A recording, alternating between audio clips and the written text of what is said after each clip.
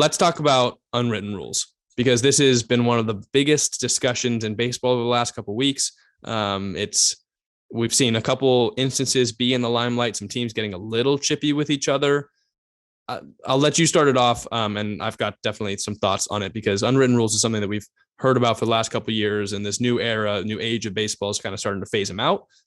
Curious what your thoughts are. Yes, this is something like you said, it's been talked more about, and whether they have a place in the game or not. And we saw two incidents with the Giants so far, that being Tyro Estrada stealing when he's on base, and it was who was the one who laid down the bunt? Was Mauricio Dubon laid down a bunt when it was like, I don't know if it was already 13-2. It might have been like 12-2. Yeah, when they're up big. Estrada in the ninth inning. Estrada in the ninth inning was the Giants were up by 6 and he was stealing. And then on a pop-up that fell, tried to score as well and got thrown out at home. And a couple Nationals went towards the Giants dugout. And then we saw Estrada get thrown out a couple times in the national team. Didn't get hit, but there was something there for sure with Steve Cishek, who ended up giving up a lot of runs in the ninth inning anyway, but it was interesting. Yeah, and the other instance we saw was Nico Goodrum trying to bunt to break up the Shohei Ohtani's perfect game bid, and then the Astros fans actually booing him. And so as for unwritten rules, I believe some of them have a place in the game. And I know this is increasingly unpopular opinion. People are saying, oh, they're professionals, whatever. This is what they get paid to do. If you don't want them to steal, then hold them on, or don't let them steal, pick them off. But I don't think you should steal in a big game. I think it's bigger than that. It's about respect for the game, about respect for the opponent. And just speaking from experience, when you're down big and someone steals on you, I get upset when someone does. Like really, dude. Like, I know you're saying, oh, well, we scored a lot in an inning, so can they. But when you're down big in the ninth, there's no energy. And I think, honestly, if you steal in the ninth up big, that might hurt you, actually, because it kind of gives the team a form of energy where they kind of band together and they're upset. Now they want to score. But when you're down big in the ninth, you kind of feel defeated. So from that perspective, from that unwritten rule specifically, I think that one's wrong. The other one, don't bunt to break up a no-hitter. I think that one's fair. That you should not be bunting to break up a no-hitter. I think just if you're gonna get a hit off, getting no hit off a guy, just go try and get it hit. I don't like the bunt base hit tactic. And then the other one that I am against, we saw that this one, I think, was it last year or the 2020 season? Either way, it was when Tatis was they were up big on the Rangers, and with bases loaded, it was a 3-0 count, and Slam Diego hits, and he hits the grand slam. The Rangers got mad at him for that. I'm fine with that.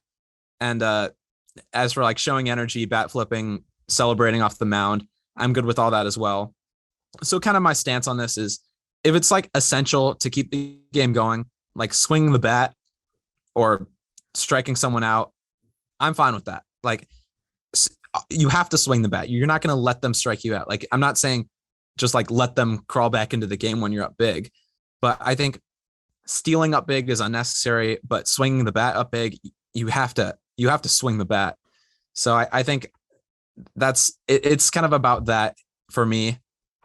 And I know you probably, another one before I send it to you, the other unwritten rule, kind of a little different as to the game. This one's for fans.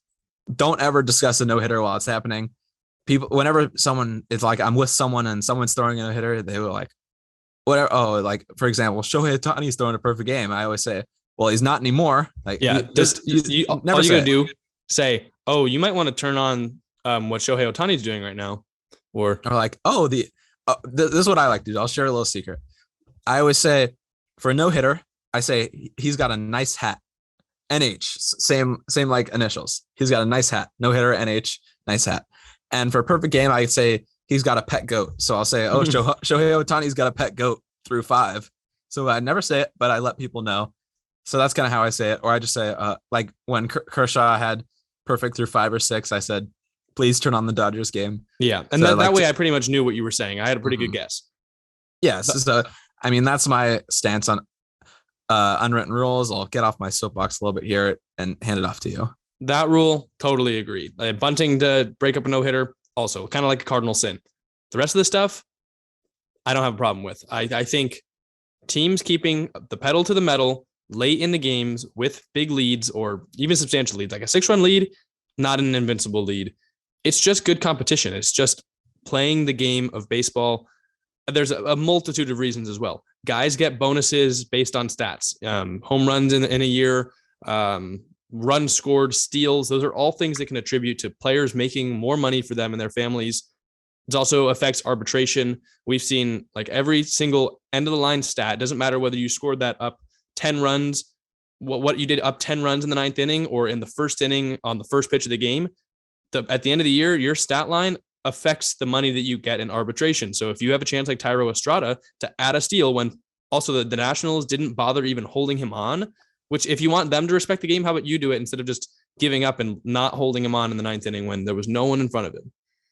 Kind of stupid. I've got something to say about the bonuses. I think some things are just bigger than the stats and the amount of money guys make. I think the respect for a guy the like game, Thairo Estrada, who like is not on a big contract at all. I think some things are bigger than contracts. I think the respect for the opponent and the games are more important than your stats and how much money you're making. How is it respecting the game if you're not even going to bother holding the runner on? It's about respecting the idea of the game. That's just the unwritten rules. They're unwritten. That's what. Yes, that's and all they I have are to say. wrong. It's something you don't do, and that's just. It's something we should move off of just because they've done it for a while. I don't believe so. I don't. But also, my dad mentioned this one to me, which I hadn't thought about, but I totally agree. Early in a series, which is when you look back to the Giants against the Padres, or even this last one with Thairo stealing against the Nationals. If you keep your foot on the gas late in the game, you burn more arms in the bullpen. You force them to go to guys they don't want to have to go to because they want to put in one guy to just clean up the slop in the 9th inning. And if like Mauricio Dubon bunting to get on and then stealing when you're up big, it made them move to another arm.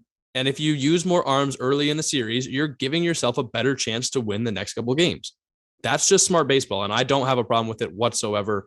I think you're showing more respect to an opponent if you don't take your foot off the gas because you're actually fully respecting the game of baseball by not just giving up on innings just because you're up big. It's not about giving up on innings. It's about showing the respect. And I think, like I said, anything like essential to the game. Like if you're watching, just standing there with a bat on your shoulder when you're up big, that's giving up on the game. But I think not stealing isn't giving up on the game. I think if you hit a ball in the gap, keep running, but don't. What about bunting? What about the bunting bases. for a hit example that the Padres had a problem with? I mentioned that one. I mean, yeah, I wouldn't. I think that one's less of a problem than stealing, but I think that's I kind of agree on that one. I wouldn't say it's wrong, but it is disrespectful. And I think the Padres had a fair reaction to that. My 2 cents are, if you think it's disrespectful, score some more runs earlier in the game. But also, like, if you're going to go out and still try and score runs, like I guarantee you, if the Giants just didn't try, would the Nationals have gone out there and try and score 6 runs? Yes. So if one team is trying, the other team should be trying as well. It's not about not trying. That's what I'm trying to say. If you're not doing the most you can to put runs on the board, get on base and move, or pitch your absolute best, then I think that's not trying to your full potential. I disagree.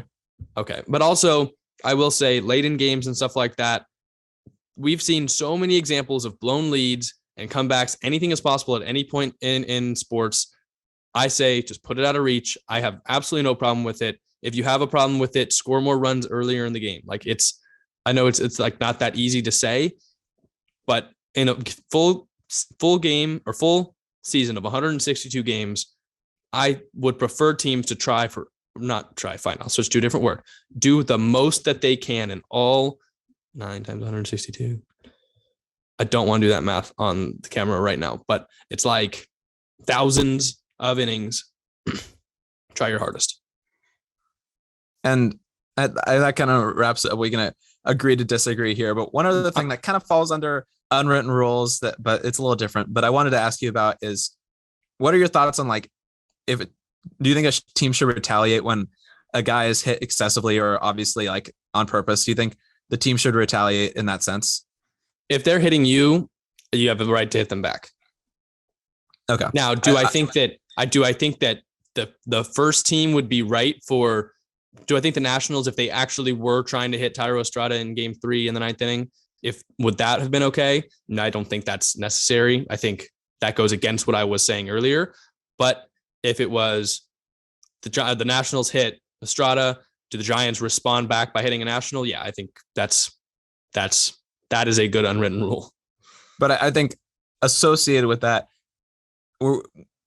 yes, it's right, or like I wouldn't say it's right, but like it's a reasonable response, but it also comes with consequences.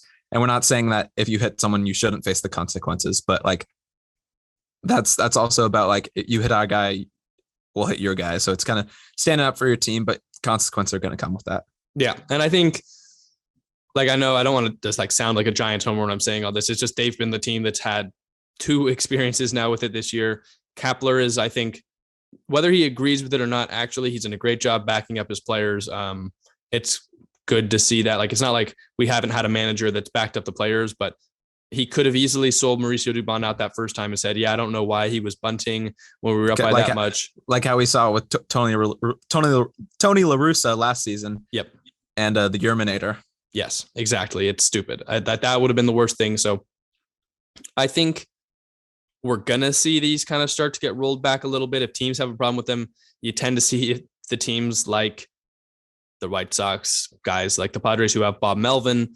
You've got the Nationals have Davey Martinez. It's like, I don't know. Some teams are going to have a problem with it. I personally don't. But that's kind of it.